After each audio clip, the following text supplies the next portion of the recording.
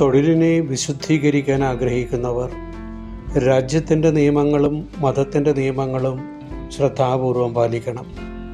അതായിരുന്നു വിശുദ്ധ യൗസേപ്പിൻ്റെ പ്രത്യേകത.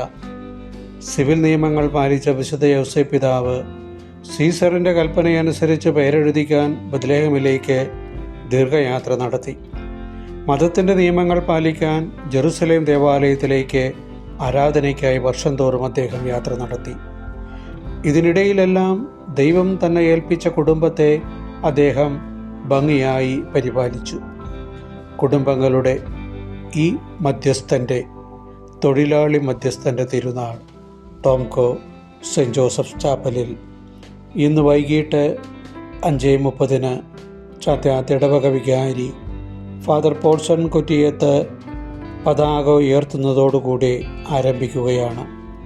തുടർന്ന് ഫാദർ മൈക്കിൾ ഡിക്രൂസ് അറക്കൽ സമൂഹ ദിവ്യബലിക്ക് മുഖ്യ കാർമ്മികത്വം വഹിച്ച് അർപ്പണം നടത്തും.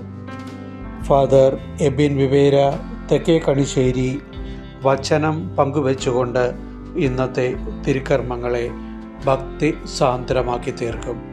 എല്ലാ വിശ്വാസികളെയും തിരുനാളിൻ്റെ ആരംഭദിനത്തിലേക്ക് സഹർഷം സ്വാഗതം ചെയ്യുന്നു.